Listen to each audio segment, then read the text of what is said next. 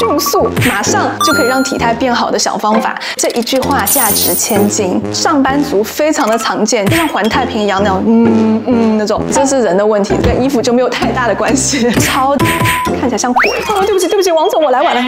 嗨，我是安娜，欢迎回到我的频道。今天呢，又是一集女生爱美必看的内容。大家有没有发现，在生活中有一些人往那里一站，就算身上穿的非常的简单，也会有一种扑面而来的贵气魅力。有一些人呢，明明身上堆满了 logo， 花了一大堆钱，可是看起来就不知道怎么回事，就觉得土土的。到底哪里出了问题呢？今天这一集呢，我们就从内而外，从仪态到穿着到妆容来全方位的拆解。看完你就会发现啊，原来贵气也有信息差。很多时候呢，不是我们买的东西不好看、不精致、不够贵，而是我们不知道什么样的东西适合自己，怎么组合才好看，甚至同样一句话要怎么样表达才是你心里真正想说的那个意思。所以今天这集呢，我就要直接打破这些信息差，把这些 know how 都分享出来，用最简单的方式收获大家都想要的高级感。那我们就马上开始吧。很多人以为呢，贵气就是花很多钱买非常多的精品去堆砌。我甚至有听说过女生刚开始工作，存好几个月的薪水去为了买一个包包。这个时候呢，我就不得不拿出老佛爷的一段经典语录 ：It said that the girl spent 3 months of salary for a handbag. I can understand it because it's an object of desire. 好扎心，触烂有没有？我其实刚刚想了一下，到底什么样的词可以代替触烂跟扎心这两个字？可是我发现这两个字真的有够精准，我现在找不到其他词可以来表达现在的心情。大家如果想到的话，欢迎留言区跟我分享。精品到底是一个什么样的存在？大家有没有想过？精品的存在呢，是靠传播率，让大部分买不起的人来追捧它，再让那些少部分的人觉得它很值得。这里不是跟大家说不要买精品，我个人觉得，如果你真的非常喜欢某一个精品的单品，我真的觉得你应该要去买它，因为只有你拥有过这个东西，你才会真的有体会说啊，我真的因为拥有它觉得好开心，或者你会觉得说，本来我以为会很开心，结果拥有了觉得好像也还好。但是我绝对不赞成大家把大部分的精力用在省吃俭用去供一个精品上面。大家有没有看过有一部韩剧叫 Anna？秀智演的假安娜呢，在补习班当老师的时候，她都习惯去东大门市场去买那些假的精品品牌来装点自己，让自己有一些去上班的行头。有趣的是，当她穿上那些假的精品套装，上到财阀富太太，下到补习班这些学生们，没有半个人怀疑她那些精品套装是假的。为什么呢？就是因为一个人给到其他人的印象是综合的。在这部剧里面，安娜有一个学姐，她的学姐就是跟安娜讲说：“哦，我真的觉得你的人生太美好了，又有钱又有颜。”在秀智扮演的这个假安娜上班的时候嘛，面对的这些学生，在这些学生的眼里，老师是权威的，而她接触的这些学生家长呢，又认为安娜毕业于海外的名校，身边这些所有的人都觉得安娜本身就是气质无敌，自然就不会去怀疑她身上穿的这些东西是真的还是假的。也就是说，当我们给别人的印象并不符合我们身上的穿着的价值的时候，即使穿得很贵，也很难营造你本身就很贵气的形象。说到这里，大家有没有感觉到，很多人以为贵气的重点是贵，事实上呢，贵气的重点是气。所以呢，在我们花很多的钱去买那些非常贵的精品之前，更重要的一件事情呢，就是提升自己的气。这里讲的气就是一种氛围啦，大家应该明白我在说什么哈。自己负担得起的东西呢，才是自己最适合的东西。好，这个气，这个氛围究竟是什么东西？我们的背景、我们的谈吐、我们的脸蛋、我们的身形，构成了一整个完整的印象。但像家庭背景、职业背景这些就是比较固定的，我们不能马上去改变。但是呢，像外表、姿态、谈吐这些小细节，完全可以靠我们有意识的去改善。之前和你们分享过，我是一个做事情非常少在后悔的一个人。但是呢，当我的年纪渐渐靠近40岁，有一件事情我真的非常的后悔，就是我没有早一点把健身当做我的习惯。我身边有一些老朋友，在我们20几岁的时候，他们就已经开始努力的健身，把健身当成习惯，风吹日晒，雷打不动。现在呢，我们大家都已经快40岁了，但是他们的状态还超级好，甚至比我们20几岁的时候更好。但是我人到中年，还生过2个小孩，慢吞吞的才找到自己喜欢的运动。我真的不跟你们夸张，我只要稍稍偷懒2天，就是整个身形会完全打回原形。啊，中年真的好不公平。在20几岁的时候，你会觉得说运动我是为了更好的身材、更漂亮的外形。我跟你们说，到了中年，努力的运动，光想要维持现状都非常的困难。所以现在正在看影片的各位，如果你们刚好是20几岁，也没有生小孩的年纪，真的越早开始运动越好。那如果是和我年纪差不多的观众，我们也一起加油，找到自己可以持续坚持的运动，让自己可以维持在一个比较匀称的体态，尤其是肩颈部分的舒展，会让人看起来更加的有气质。我有几个可以和大家分享，迅速马上就可以让体态变好的小方法。这个小方法可能就没有办法保持很久，但如果你有些重要的场合，就可以把我这几条拿出来看一下，让你超快就可以有一个比较好的仪态。第一个呢，就是想象你的头顶上有一根线吊着你的头顶，这样子你的头就会自然而然往上生长，然后这个时候不要整个人都跟上去，肩膀要下沉，这样的话脖子就会自然而然的挺起来。不要看这么简单的一句话，这是我们以前上主播课程的时候，我们有一个形体课程，所以这一句话价值千金。第二个呢，就是你的脸部，没事的时候呢，不要嘴巴张着。这个状况我觉得在上班族非常的常见，一眼望去，大家那个工位上就会发现很多人在用电脑的时候就这样张着嘴在用。张嘴它会有2个不好的地方，第一个地方呢，是你如果嘴巴长期的这样张着，透过嘴巴来呼吸，会让你整一个脸部的肌肉、脸部的走向就越长越不好看。第二个呢，张着嘴巴真的会看起来比较呆，所以大家没事就记得把嘴巴闭起来，然后闭嘴巴的时候呢，就把舌头放在你的上颚上。这个其实不需要花什么力气，也不会影响到我们正常的工作、正常的生活，这随时随地都可以做的小 tips。第三个呢，就是不管你在走路也好、说话也好，就记得你的下巴不要这样，看起来整一个人的姿态会怪怪的，所以要有意识的提醒自己把下巴收回来，然后收回来的时候你就正常讲话，整个人的仪态比你刚刚没有收的时候会好很多，这边会比较漂亮。前一阵子呢，我在网络上看到2句非常有意思的话，我觉得它很好的概括了我上面3个听起来好像有点复杂的内容。第一句呢，就是你想象你的胸部可以射雷射光，就像环太平一样那种那种，因为你胸很厉害嘛，所以自然而然你就把胸挺起来了。这个时候呢，你要同时想象你的脸的前面有一坨大便，所以你会很害怕，就会自然把你的脖子就本来你是这样的嘛，然后有一坨大便就效果卓越，有没有？不要笑，真的很有用。因为仪态好了呢，就会觉得整一个人身上就散发出一种很美好的氛围。这种氛围呢，是再多的精品都没有办法复刻的。毕竟一个好的仪态里面包含了你为此花费的金钱、时间还有自律。现在很多资讯都会说，想要让你自己看起来贵气，你就多穿基础款，说什么人越富衣越素。确实，杂志上的时髦精，还有新闻里的一些成功人士，还有偶像剧里面的都市精英，都常常是穿着白色的 T 恤，然后牛仔裤，看起来呢又简单又精致又有精神。但是呢，实际的状况是，你跟风买了这些看起来非常有气质的基础款之后，上身完全就没有得到自己想要的气质啊，浑身上下只有基础没有款，生活里面吃的苦，因为这件皱皱巴巴的基础 T 看起来就更苦了。你是说，就像我看了许光汉的广告后买了一堆基础款这样？这是人的问题，跟衣服就没有太大的关系。穿搭最重要的一件事情就是适合自己，先不要说富不富的问题啊，那不是衣服可以解决的事情。像你跟许光汉之间的距离，也不是衣服可以解决的事情。不是说买素 T 不好，首先买素 T 真的要非常搭配自己的身材，并且它的材质还有剪裁要够好，所以它真的不是一个非常简单的选择。毕竟从平价快时尚到精品，全部都在出，价差非常的大。说起基础款，我绝对是大户。大家有没有发现，我除了去度假的时候，平时日常的工作也好，生活也好，我穿的衣服大部分都是基础款。对我来讲，基础款最大的一个好处就是可以大大的减少我的决策时间。之前和大家分享过，高效工作还有生活最大的一个秘诀，就是把每天要做的事情变成一套流程，变成一套系统，最大程度的减少决策成本。在穿着上也是这样，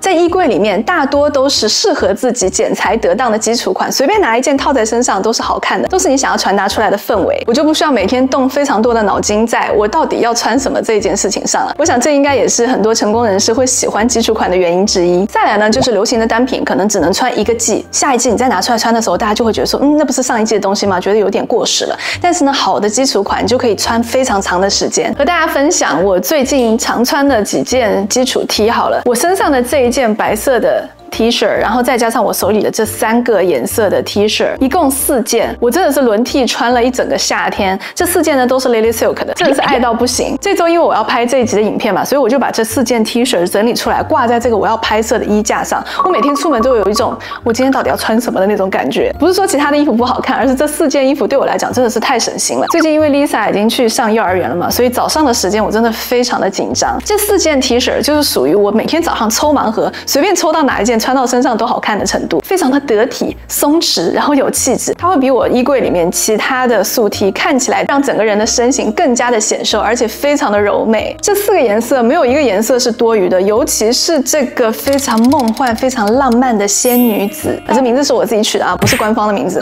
所以你们在买的时候可能找不到仙女紫这个选项。大家一般买基础款的时候，是不是首先想到的颜色就是黑色啊、白色、灰色、棕色这一类颜色？很少有人会想到紫色，对不对？殊不知，这种淡淡的薰衣草紫会让我这种五官并不是非常锋利的女生，就看起来整个气质呢会更好。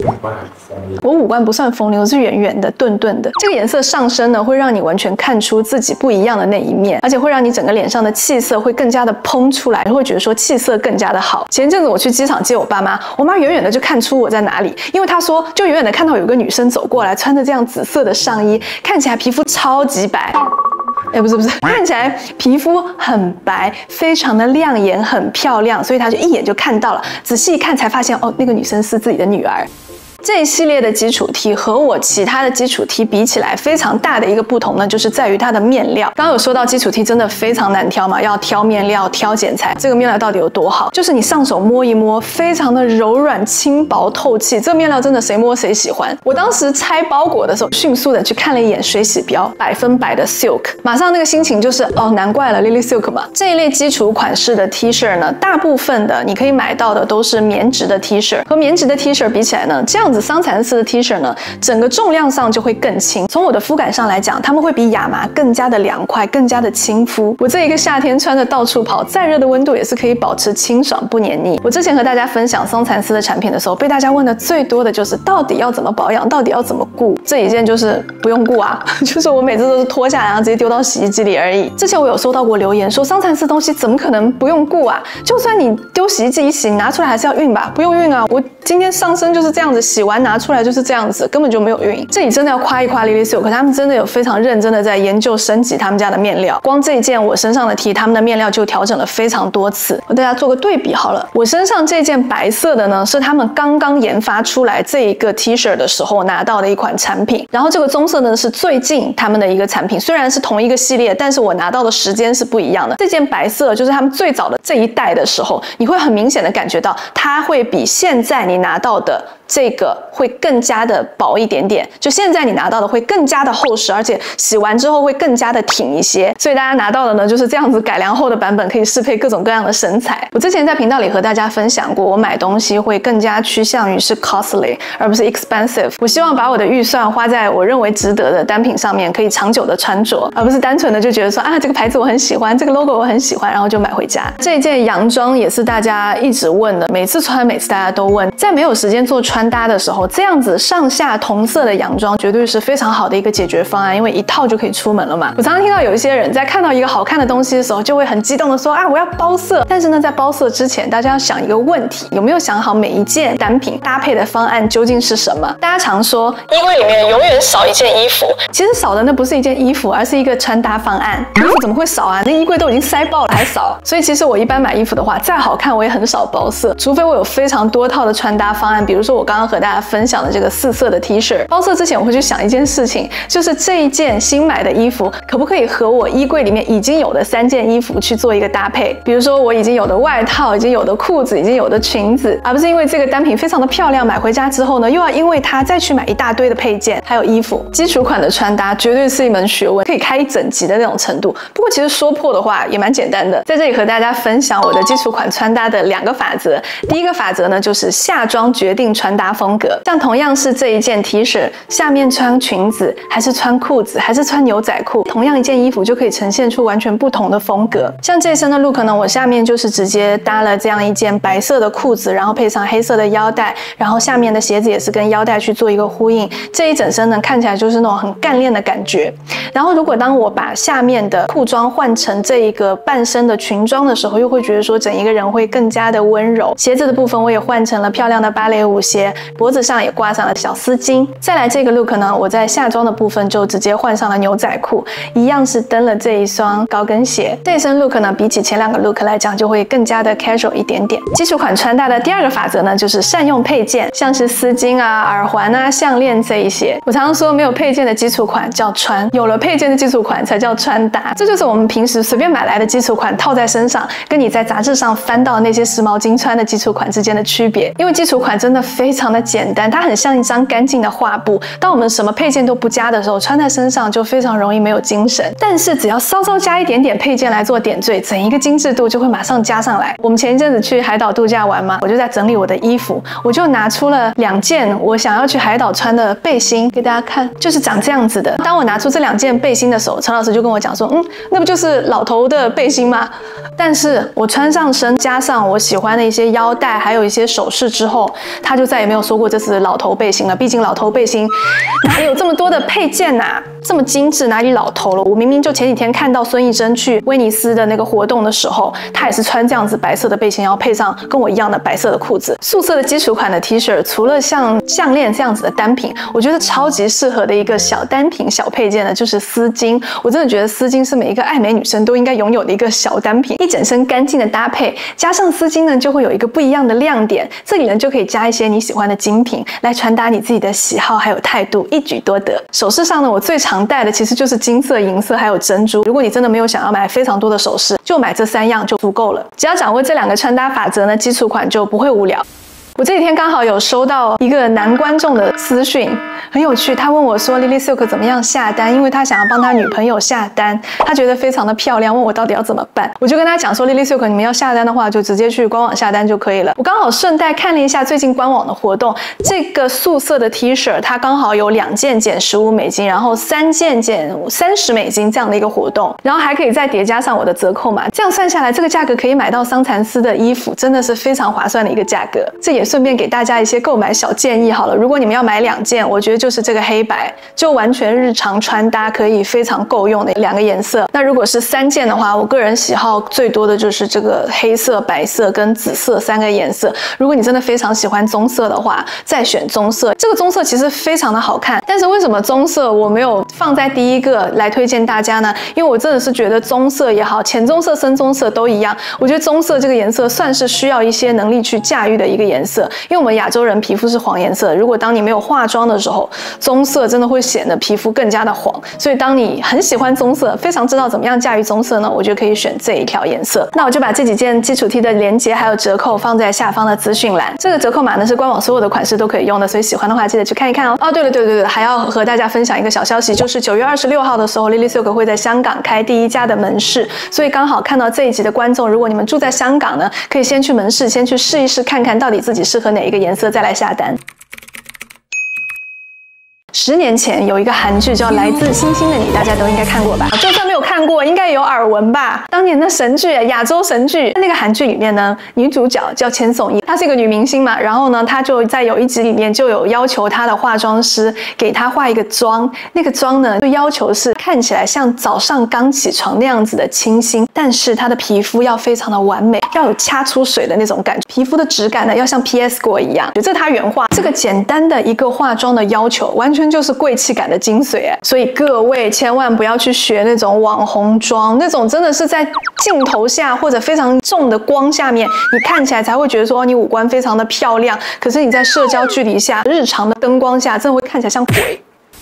再来呢，在日常生活中或者工作的状态下，如果你整一个人的状态每天都是那种很重的全妆出现在别人面前，就会不知不觉让大家会觉得说你这个人看起来没有那么的可靠，就好像最重要的事情就是化妆，其他事情都没有那么重要的那种感觉。所以呢，化妆就是点到为止，改善自己的缺陷就可以了。如果你的皮肤很暗沉，就把自己的底妆打得完美一些；如果你像我一样没有眉毛，就画一个眉毛；如果你看起来血色不足，就去涂一个适合自己的口红的色号。如果实在不知道怎么做，就去看我之前和大家分享的妆容的影片。反正呢，重点就是营造一个我起床就这么漂亮，我洗了一把脸就出门了的那种感觉。这里就不特别展开和大家说了啊。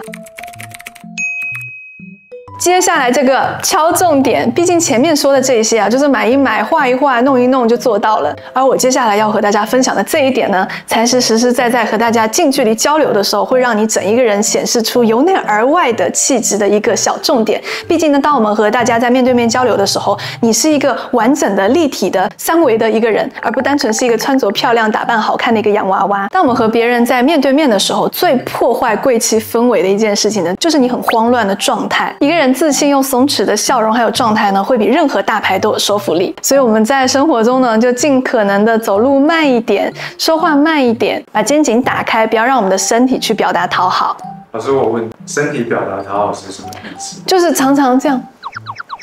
说着，然后好像要跟他鞠躬那种倾斜。倾斜其实是有学问的。当我们在表达倾听的时候，微微的倾斜，对方会觉得说你真的有认真在听。可是当你全程所有的状态都一直都是这样，缩着脖子，整个人是很紧绷的，不会跟贵气有任何的关系。当你整个人的状态是自信的，你的身体就会自然的是舒展的。讨好和表达尊重之间会有非常大的一个差异。其实我去年有和大家分享过一集怎么样社交、怎么样说话的一集影片，然后一直想要出第二集，可是我一直都抽不出来时间。所以在这之前呢，大家就先复习一下上一集好。像谈吐的深度还有广度、说话的技巧，这些都需要我们生活中不断的去做累积。但是要记得，不论你要说什么话，都要想好了再说。如果实在想不太清楚，你就慢慢说。如果你真的是一个人来疯，很容易亢奋，像我自己就是一个比较容易亢奋的一个人，就有意识的提醒自己，把自己的音量降低。另外呢，还有一个小 tip 可以帮忙大家不要那么慌乱的，就是当我们有一个约会的时候，我们比约定的时间早到5分钟，这样你到了现场之后呢，你还有时间可以去洗手间整理一下自己的外貌，整理一下自己的妆容，然后呢，缓缓的坐在你们约定的地方等对方。这样呢才不会显得特别的紧张，不然踩时间，人家都已经到了说哦对不起王总我来晚了，这样就不会贵气，不会贵气。好了，以上就是今天和大家分享的4个普通女生马上学马上就会的贵气小方法。看完是不是觉得原来贵气不是用钱砸出来的，原来是藏在那些贵气的女生知道但是我们不知道的信息差里面。今天和大家分享的 Lily Silk 的产品的折扣码我也放在下方的资讯栏，喜欢的话记得去看一看哦。如果你喜欢今天的影片，记得点赞分享，也别忘了订阅我的频道。我是安娜，每周4我都会在这里，下周4我们再见啦，拜拜。我不会慌张啊，我不是一个会慌张的人啊，我就是迟到我也就，哎，我来了。